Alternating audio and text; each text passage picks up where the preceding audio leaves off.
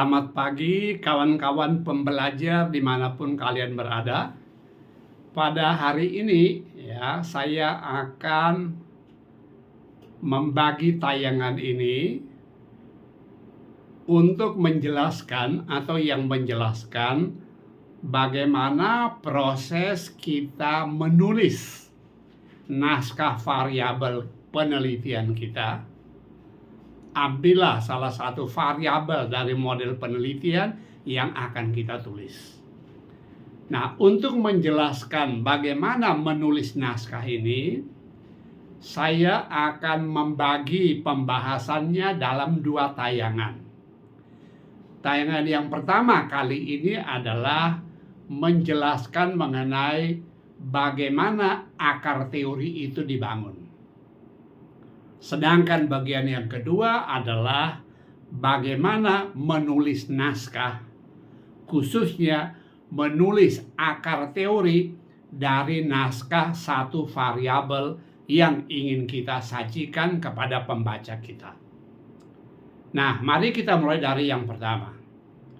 Bagaimana kita mencari teori untuk menjadi dasar bagi penelitian kita. Proses yang pertama ini disebut dengan nama deductive reasoning atau penalaran deduktif yang lazim kita baca dalam proses penelitian kuantitatif, khususnya bagaimana kita mengembangkan dan menulis naskah penelitian kita yang berakar pada satu teori. Seperti yang sering kita pelajari, membuat penelitian tentu berawal dari yang pertama adalah adanya masalah. Seperti yang berkali-kali saya sampaikan, bagi mahasiswa yang menulis skripsi, tesis, atau disertasi, bahkan kita dosen yang menulis artikel ilmiah, dari mana kita membangun masalah? Tentu bukan dari sebuah perusahaan karena bukanlah bidang kita. Tetapi masalah yang kita dapat dari ilmu pengetahuan, dari ilmu yang kita tekuni, yaitu yang datang dari resource gap. Salah satu contoh adalah menggali masalah dari resource gap tipe 3, yaitu sebuah resource gap yang menggambarkan adanya inkonsistensi temuan penelitian mengenai hal tertentu. Misalnya inkonsistensi temuan penelitian mengenai dampak dari social media marketing pada kinerja pemasaran. Setelah kita menemukan gap itu, maka sesungguhnya kita sudah mendapat akar bagi proses penelitian kita, karena dari gap itu kita akan mudah menggambarkan apa yang menjadi masalah, apa yang akan dijadikan masalah penelitian dan pertanyaan penelitian. Nah, dalam pendekatan deduktif atau penalaran deduktif, setelah masalah kita temukan, jadi itu ada masalah yang paling atas, maka langkah kita yang berikut adalah apa? Carilah teori yang akan kita jadikan dasar untuk menyelesaikan masalah itu. Nah, tentu di Fakultas Ekonomi, di program Magister Manajemen, di program Doktor Manajemen, tentu kita sudah belajar teori. Sangat banyak teori yang bisa dipakai. Misalnya di pemasaran, kita ada teori namanya Resource Advantage Theory of Competition, atau teori yang namanya Service Dominant Logic, atau Self Congruence Theory, atau Consumer Culture Theory, Agency Theory, dan lain sebagainya. Pilihlah satu teori yang kita sukai, yang kita kuasai, dan yang menurut kita mampu digunakan untuk menyelesaikan masalah yang tadi kita bangun.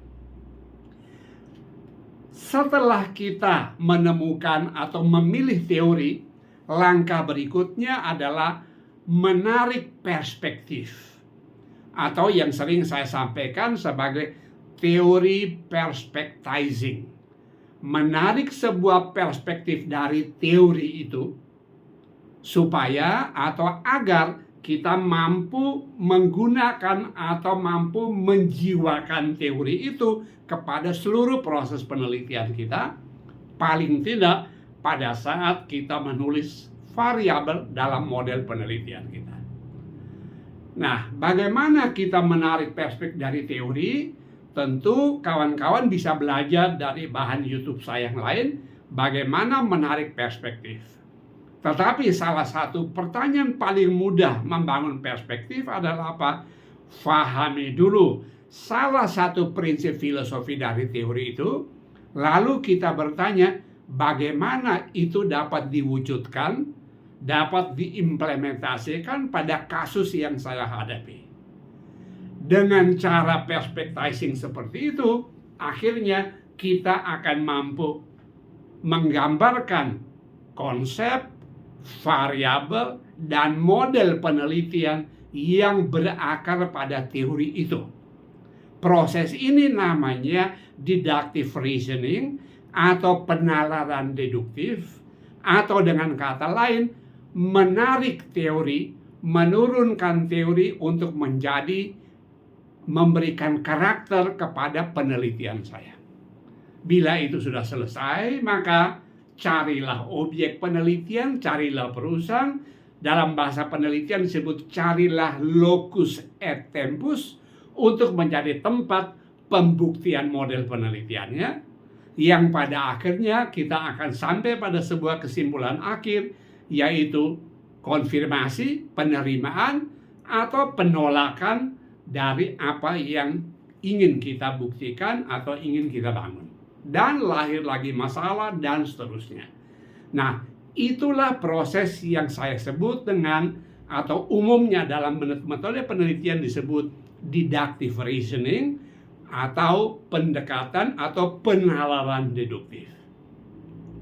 Nah, bagaimana prosesnya? Boleh kita belajar dari para ilmuwan bagaimana mereka membangun itu. Inilah bagian yang pertama dari memberikan akar pada konsep yang kita tulis, dan nanti pada tayangan berikutnya kita akan belajar bagaimana kita menulis naskah dengan menggunakan teknologi artificial intelligence untuk membantu kita menjadi narasi yang baik dan argumentasi yang bagus. Tentu proses ini tidak bisa kita serahkan pada teknologi, tetapi kita mengendalikan teknologi IA, artificial intelligence, untuk mengikuti perintah kita, yaitu apa yang mau kita tuliskan di dalam penelitian kita atau dalam naskah tertentu yang sedang kita tulis. Bagaimana proses itu dijalankan? Baik, mari kita bisa belajar dan kita lihat dari contoh-contoh dalam tayangan-tayangan berikut.